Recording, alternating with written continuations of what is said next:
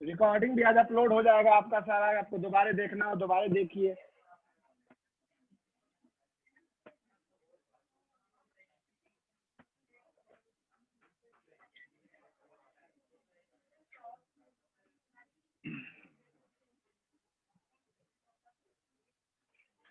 यहाँ समझने की कोशिश कीजिए, वैसे आप ये सब पहले जान चुके हैं इसलिए आपको थोड़ा आसान अब लगेगा। यहाँ पे V इक्वल टू IR में R को आपने क्या नाम दिया, रेजिस्टेंस, और इसका ऐसा यूनिट आपने क्या लिखा, ओम। ओम है इसका ऐसा यूनिट, ओम, या आप ऐसे भी लिखते हैं, ये इसका क्या है, ऐसा यूनिट। अच्छा मत करो बकबक प्लीज। R इक्वल टू आपका रो L बाई A था, आर का ओम था, रो का यूनिट पता नहीं है, लेंथ का मीटर, एरिया का मीटर स्क्वायर, तो आप जानते हैं कि रेजिस्टिविटी का यूनिट हो जाएगा ओम मीटर, पर मीटर नहीं होगा, ओम मीटर होगा। ओम, वही तो बोल रहे हैं। हाँ सिंबल को ही ओम कहते हैं, लेकिन अगर सिंबल में दिक्कत है तो स्पेलिंग है। हाँ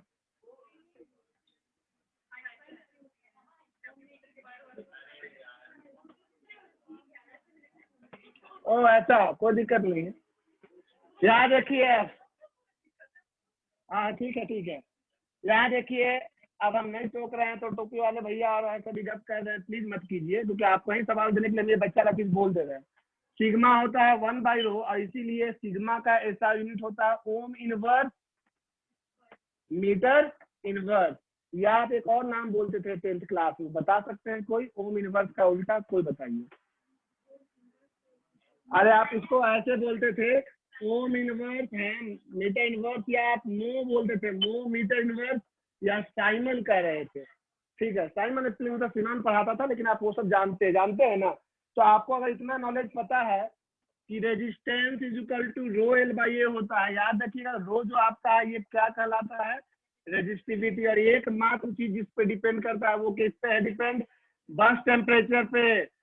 एक बात अच्छे से याद रखिएगा, टेम्परेचर पे। कई बार लोग सवाल देखते नहीं है, जो सुना जाते हैं कि लेंथ को डबल करेंगे तो रेजिस्टिविटी क्या होगा, ऑप्शन में हाफ आप लिख के आ जाते हैं, गलत हो जाएगा। तो पहला क्वेश्चन हम करने जा रहे हैं आपके 10th क्लास से। हाँ इसको लिख सकते हैं, लिख लीजिए, 10th का ही चीज लिखे हैं, इसीलिए हम सोचे कि आपका लिखा हुआ है।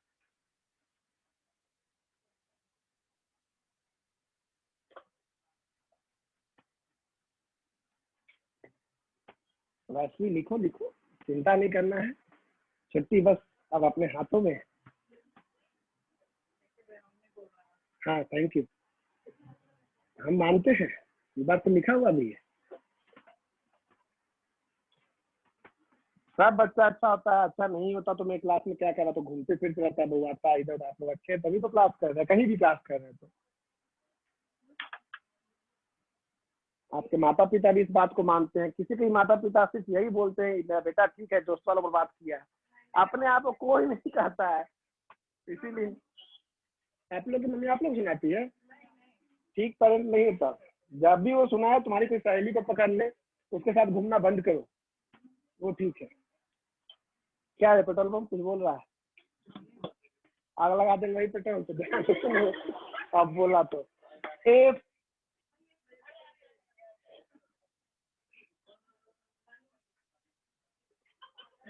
MCQ के लिए जल्दी सवाल था, वेरी गुड, लिखिए लिखिए।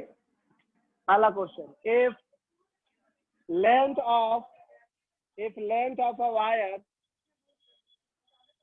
जी हमको पता है, गर्मी तो है, सही बात है। If length of a wire is doubled, यही जो टेल था, what will be the change in its resistance.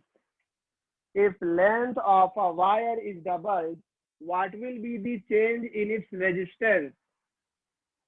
If length of a wire is doubled, what will be the change in its resistance?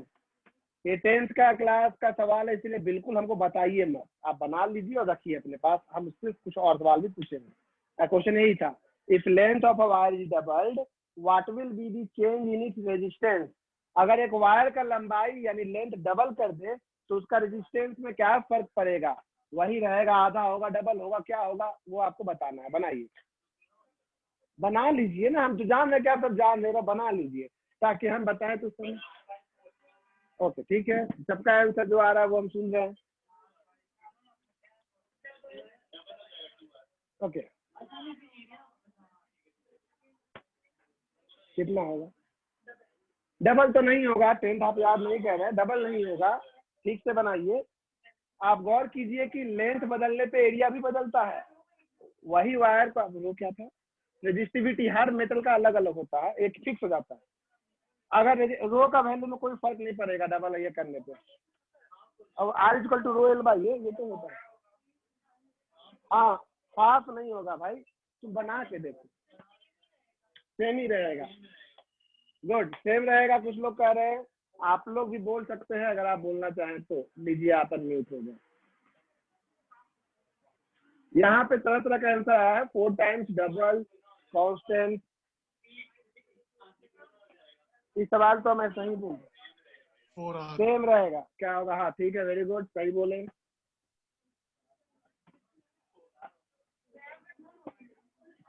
हाँ R/4 यानी 1/4 हो जाएगा। ये कह रहे हैं कि 4 टाइम्स कम हो जाएगा, सही ना?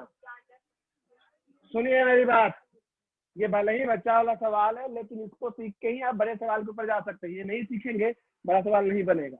देखिए एक बात तो सबको समझ में आता है कि मान लो इसका लेंथ अभी L है, नहीं पता है तो अपने मन से मान लिए, एरिया A है, रेजिस्टेंस R है, तो R इक्वल टू फॉर्मूला होता है रो L बाई। अगर इसको आप डबल कर दीजिएगा तो एरिया पे तो फर्क पड़ेगा ही।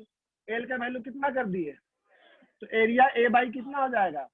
वैसे आपको नहीं समझ में आया, किसी को कभी भी कोई दिक्कत होता है तो सुनो हम बता रहे हैं, ये कैसे लिख देते हैं डबल आधा वो बता रहे हैं। मान लो अभी इसका लेंथ हमको पता है L डैश, जिसका वैल्यू कितना बोला है करने के लिए, और एरिया हमको नहीं पता है मान लो। तो एक बात सुन लीजिए, इन दोनों में ऐसा क्या है जो सेम रहेगा रेजिस्टिविटी के अलावा? मटेरियल सेम है, तो जो रो इसका है वही रो इसका होगा। इस दोनों का वॉल्यूम सेम होगा। क्या सेम होगा? चाहे पानी कटोरा में रखिए, चाहे वही पानी ग्लास में डाल दीजिए, वॉल्यूम उसका जो होगा ओवरऑल वो क्या रहेगा? सेम रहेगा। सेम चीज है ना, आप वायर कितना भी कीजिए वॉल्यूम सेम रहेगा। जितना वॉल्यूम इनिशियल था उतना ही वॉल्यूम फाइनल। पता है वॉल्यूम निकलता कैसे है? एरिया को किससे इंटू करने से? लेंथ से। यहाँ एरिया कितना है, लेंथ कितना है, यहाँ ए डैश इंटू कौन सा dash? A dash. L dash का वैल्यू कितना है? आपको लगा क्या है बता रहे डायरेक्टली, देखिए अभी बड़े सवालों में फंसिएगा, इसलिए प्लीज देखिए। ए इंटू एल, कौन एक दूसरे को काट खाएगा? L L. तो बताओ ए डैश कितना आ जाएगा? A/2। तो बताओ नया रेजिस्टेंस आर डैश कितना होगा? रो एल डैश बाई में रो, तो ठीक है, एल डैश का वैल्यू कितना लिखेंगे और ए डैश का वैल्यू, ये 2 ऊपर जाएगा, 2 times of 4 rho L by A, और रो एल बाई ए कितना होता है? तो आर डैश इक्वल टू कितना आर। ये सवाल बता के भी हम समय ही बर्बाद किए एक तरह से, क्योंकि ये 10th का था। अब हम जो सवाल देंगे आपके बोर्ड का होगा, सेम टाइप का क्वेश्चन लिखेंगे। हाँ लिख लीजिए, क्योंकि ये भी आपको काम आएगा। इसमें मेन चीज क्या सीखना था पता है ना, कि कभी भी लेंथ एरिया का संबंध चेक करना हो, क्या इक्वेट करेंगे? वॉल्यूम। नहीं तो आप डायरेक्ट भी कर सकते हैं। हाँ तो अब वैसे भी यूज कर सकते हैं। वो कहाँ से आए वो बता रहे थे। गप नहीं प्लीज, गप नहीं। आप लोग क्या गप करते रहते हैं बैठ के? बनाना चाहिए। यदि हम आंसर देंगे पहले बनाना भी। आयुष बहुत दिन से तुम आंसर पहले नहीं बता रहा था, पढ़ाई लिखाई छोड़ दिया है, इसीलिए सब समझ में नहीं आ रहा है कुछ भी। अभी बहाना देता है तुम लोग।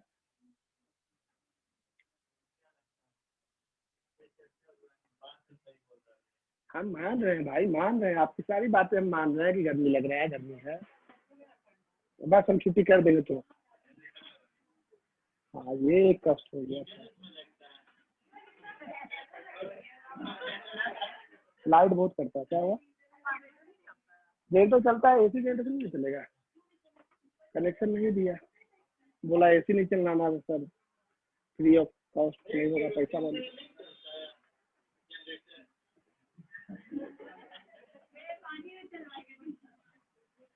ये सवाल उम्मीद है आज बैच में बैठे हुए सब लोग बना लेंगे, और ऑफलाइन वाले ऑनलाइन वाले दोनों, क्योंकि ये सवाल बिल्कुल उसका डिट्टो कॉपी है, लेकिन 11th में बहुत पूछा जाता है, तो आपके ये ऑब्जेक्टिव क्वेश्चन में भी ये आने का चांस है। बोले कुछ लोग पेन चला रहे हैं इसलिए रुके हुए हैं।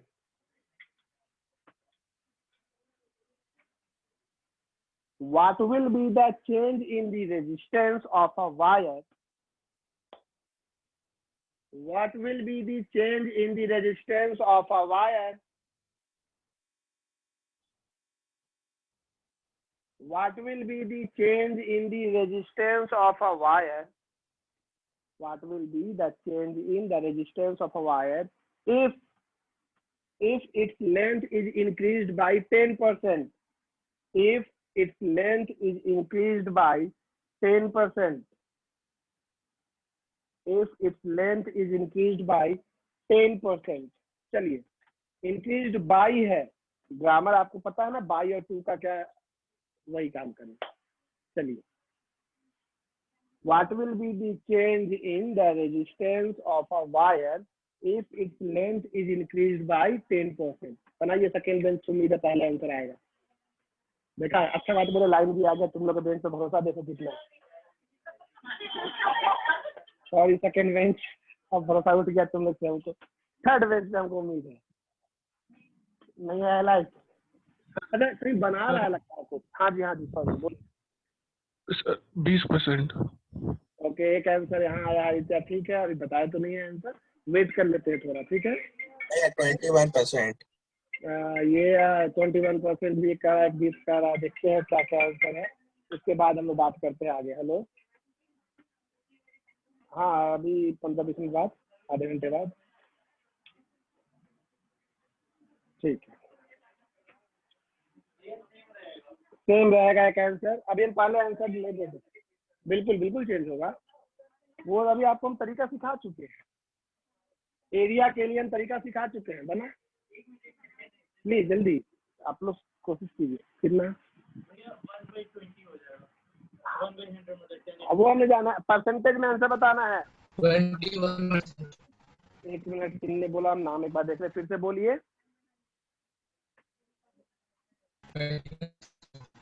हाँ ठीक, आवाज आपका कटा लेकिन हम सुन नहीं आ गया. आंसर आपको सही है, मतलब जो आया वो है सही है, गलत वो हम बताएंगे.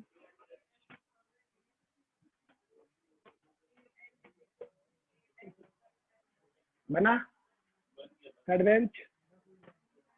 इसे बना, ये तो सिंपल है, स्कूल में आएगा. कोशिश कर,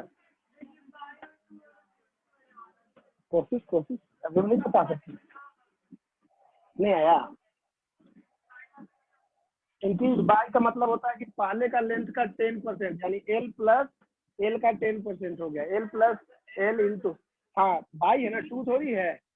इंक्रीज बाई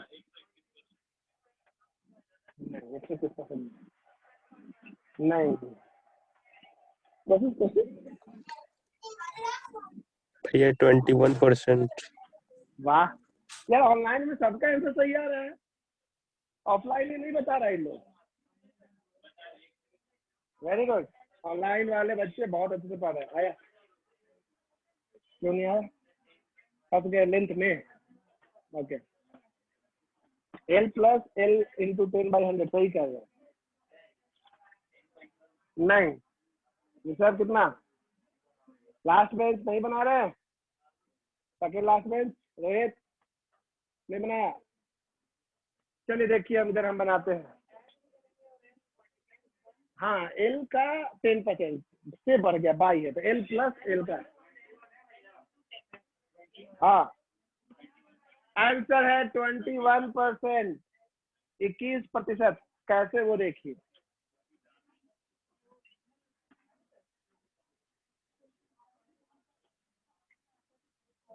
देखिए आज लाइट आ रहा है जा रहा है, ऐसा नहीं कुछ कहीं बना रहा है तो बार बार चेक करता है फिर बंद कर देता है, इसीलिए था कष्ट हो गया हम लोग को. तो क्या कीजिए, 21%. कोई पूछा? 21% आ गया. देखिए आज इनको नहीं समझ में आया है. मान लो पहले ये था वायर आपका, इसका लेंथ नहीं पता है, एल मानो, एरिया नहीं पता है, ए मानो, रेजिस्टिविटी कितना मानोगे? रो, यही मानोगे. इससे ज्यादा क्या करोगे? अब इसको हम इंक्रीज कर दिए, नया लेंथ एल डैश, तो मोटा दिखा है, पतला ना हो जाएगा, बढ़ गया है थोड़ा सा तो. और एरिया कितना? A dash. ये बताओ एल डैश, अभी इसका resistance R is equal to rho L by A था ना. नया लेंथ जो है एल डैश, वो पुराने लेंथ का कितना % हो जाएगा? 10%. इंक्रीज बाई 10% है। बाई मतलब जो वैल्यू है उसका 10%, एल प्लस एल का 10%, ये हो गया 11L/10। अच्छा, वॉल्यूम जो इनिशियल होगा वही वॉल्यूम, वैसे आप में से बहुत लोग जान रहे कि उलट देने पे काम चल जाता है, लेकिन हमको तो प्रोसेस से बताना है इसलिए बता रहे हैं। Initial volume area into length, final volume A dash into L dash. A dash तो पता नहीं, एल डैश है 11L/10। अब आप ये समझ गए कि उलट देने पे वही हो जाता है। ए डैश कितना आ गया यही ना। अब बताओ नया रेजिस्टेंस आर डैश हो जाएगा रो। देखिए कई बार लोग को परसेंटेज चेंज निकालने नहीं आता, वो हम सिखा रहे हैं। Rho L dash by A dash, यहाँ तक सब कर रहा था। रो एल डैश कितना था और ए डैश था 10/11। 10 से 10 कटेगा नहीं, इंटू हो जाएगा 11 से 11, तो ये हो जाएगा 121/100 rho L by A. Rho L by A का वैल्यू हम कितना लिख सकते हैं तो आर डैश कितना आ जाएगा, आर इतना आएगा ना। परसेंटेज चेंज कभी भी आपने परसेंट लॉस नाम का मैथ में टॉपिक पढ़ा हो या ना पढ़ा हो, लेकिन आप जान लो परसेंटेज चेंज कैसे निकालते हैं। सुना रहे, सुन लो, परसेंटेज चेंज कैसे निकालते हैं। जितना का बदलाव आया, मान लो मेरे पास अभी 100 था, अब मेरे पास 150 रुपए आ गए, कितना परसेंट का चेंज आया, 150 माइनस 100 बाई में मेरा ओरिजिनल वैल्यू, बाई में मेरा, नहीं समझना है ना। मेरे पास 30 रुपए था, अब हो गया 60 रुपए, कितना का चेंज आया, 60 माइनस 30 बाई में ओरिजिनल वैल्यू 30। सुना रहा है, इंटू में 100 तो करना ही है। परसेंटेज चेंज कितना का चेंज आया बताओ, 121/100 into R minus R by में ओरिजिनल वैल्यू।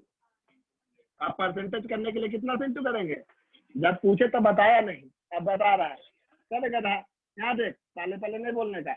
ये हुआ 21R/100, नीचे पहले से R इंटू में 100, 100 आया कैंसिल, तो कितना परसेंट आंसर आया।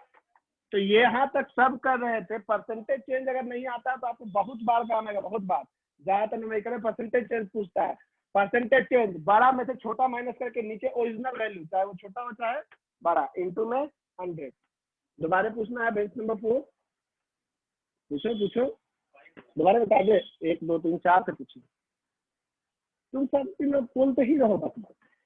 ये आसान था ना, फिर भी आप लोग फंस रहे हैं, ऐसे क्वेश्चन में दिक्कत होगा। नेक्स्ट है, इसको लिखिए तब बोलते हैं।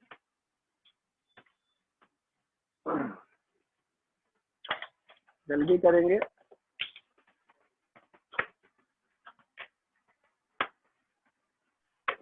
सर हाँ बोलिए। सर एरर एनालिसिस नहीं कर सकते हैं? कर सकते हैं, एरर एनालिसिस से भी कर सकते हैं आप। उससे बना है तो आंसर नहीं मैच कर रहा है क्या। सर मेरा 20% आया सर। एक बार हमको भेजिए, उस पर भी बनता है। एरर एनालिसिस से आप बना है वो भी सही है, गलत नहीं आ रही। आपको आंसर भेजिए, चेक कर लेते हैं कहाँ गलती है, ठीक है। हाँ देखिए, नहीं एरर एनालिसिस से ही बना सकते हैं, बहुत अच्छी बात है। आप लोग उससे बना रहे थे, स्कूल में उसे सिखाया गया है क्या। अच्छा, खुद से पढ़ रहे हैं कहीं से, तो एरर एनालिसिस से ही बना सकते हैं। एनसीईआरटी के हिसाब से किससे करना है, इसीलिए इससे बता। 11th में एरर वाला बताए थे, डेल्टा वाला लिखने वाला। सर हाँ भेज दिए। हाँ सर। हम देख के बता दें क्लास के बाद, ठीक है ना। इत्या देख लेंगे।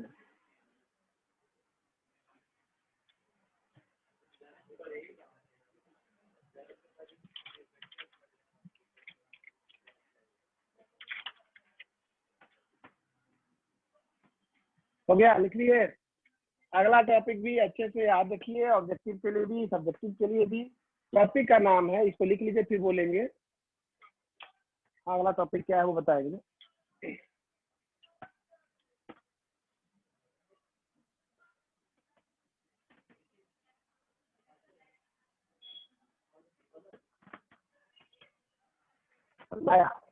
टेंशन लेने का, अब बनेगा। हेडिंग है, अभी तक उसको लिख रहे हैं इसलिए बोल नहीं सकते हैं।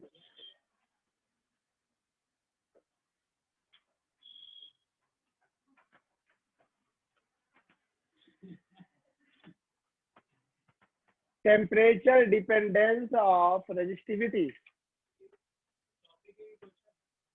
क्या लगता है तुमको? तो वही लिखो, temperature dependence of resistivity, temperature dependence of resistivity. आप गौर कीजिए, आपने क्या क्या सीखा है आज? ड्रिफ्ट वेलोसिटी और रिलैक्सेशन टाइम में रिलेशन, या ड्रिफ्ट वेलोसिटी और करंट डेंसिटी में रिलेशन।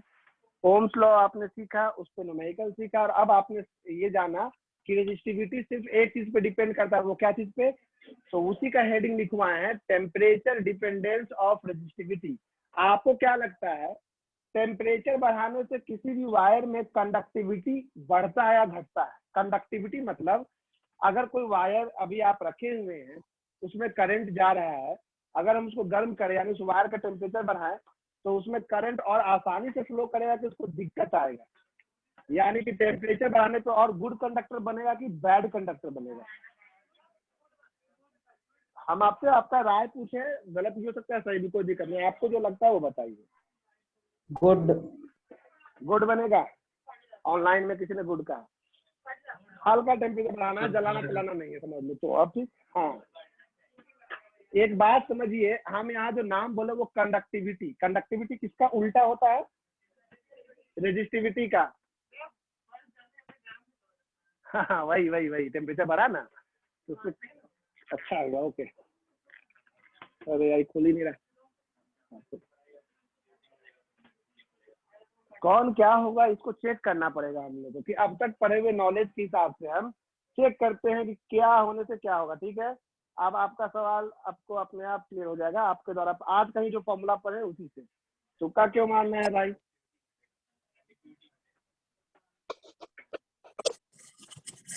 राजकुमार अपने आप को म्यूट कर लो भाई।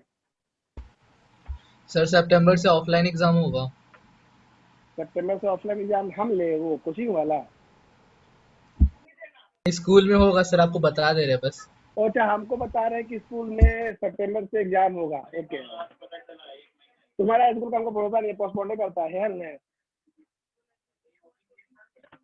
देखो तुम लोग आज से कोशिश करो कि यज्ञ मनाओ, थर्ड वेव आए, और नहीं हो और क्या यही ना करोगे तुम?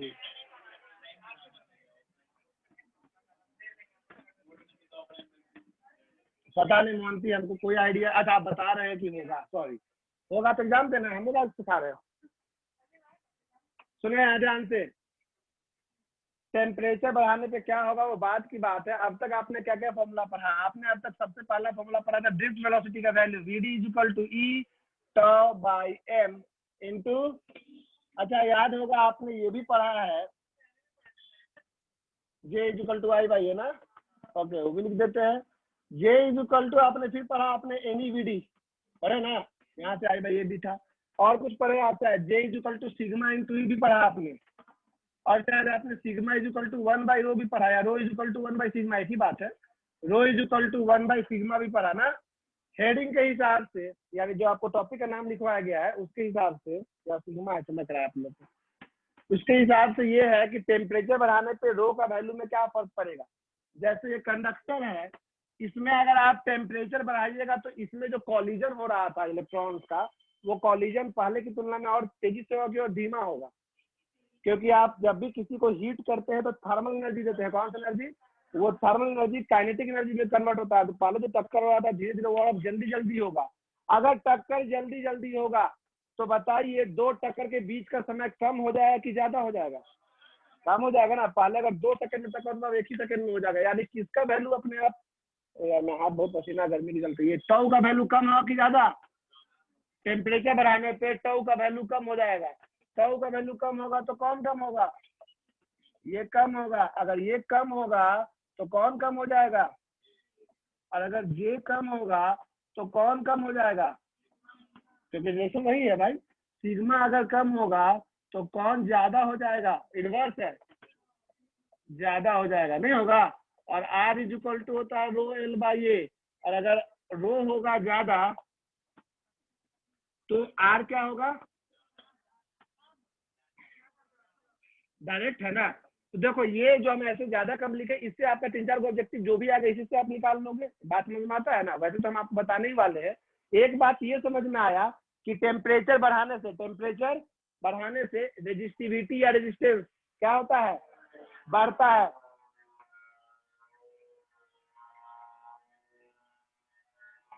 अभी काम चल रहा है तो हल्ला आएगा, 11th में ज्यादा था, मेरा काम नहीं है, कोई बात नहीं, बजने दो। एक म्यूजिक की तरह लो इसको,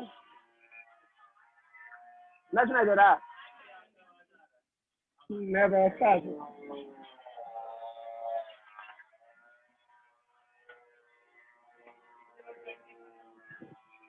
देखो आवाज तो, ओ लाइट नहीं है, सॉरी लाइट नहीं है।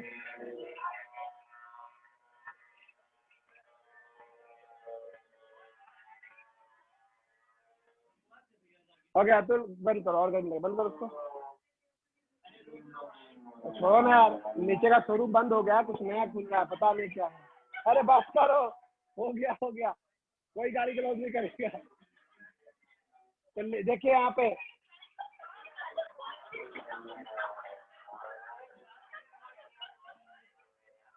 आज का क्लास यही हम एंड करेंगे। चेक, इतना परमियार बन जाता है 2 मिनट में इन लोग एक्टर।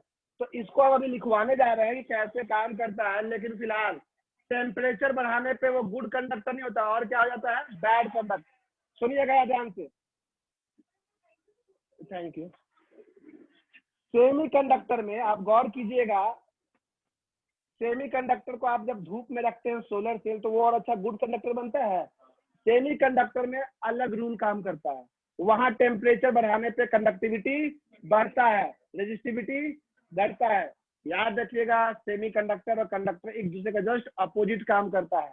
वो क्यों होता है वहां प्रूव करेंगे यहाँ, लेकिन याद रखिएगा कंडक्टर में टेम्परेचर बढ़ाने पे वो और बैड कंडक्टर होता है, लेकिन सेमी कंडक्टर का टेम्परेचर बढ़ाने पे वो और गुड कंडक्टर होता है। यानी कंडक्टर का टेम्परेचर बढ़ाने पर रेजिस्टिविटी बढ़ता है, कंडक्टिविटी घटता है, लेकिन सेमी कंडक्टर का टेम्परेचर बढ़ाने पर रेजिस्टिविटी कम होता है और कंडक्टिविटी ज्यादा। तो ये बात को आप ऐसे ही जल्दी से लिख लीजिए, ताकि ये नोट में अब हम इसको समझाने जा रहे हैं। इंसुलेटर से बेटर, इंसुलेटर और कंडक्टर के बीच का हुआ सेमी कंडक्टर। तो अब इसको हम लैंग्वेज में लिखवाएंगे और इसका एक फॉर्मूला देंगे, वो कैसे काम करता है वो सब कुछ आपको हम सिखाने वाले हैं। न्यूमेरिकल, इसका भी फोटो चाहिए तुमको, तुम पेट्रोल का नहीं पीता है? आज यहाँ लाइट भैया नहीं है। हाँ जी हाँ जी, बोलिए। तो टेम्परेचर बढ़ाने से वो ये गुड कंडक्टर से बैड हो जाता है, तो हम लोग अगर उसको बैड माइनस नहीं डिग्री में होता रखेंगे है, तो बैड। अब सुपर कंडक्टर की बात अलग है, वो सुपर कंडक्टर बनाने की बात करें वो बताएंगे। हाँ प्लीज, वो सब कंडक्शन बताएंगे हम। मोहन सुपर कंडक्टर का आप कंडीशन बता रहे हैं।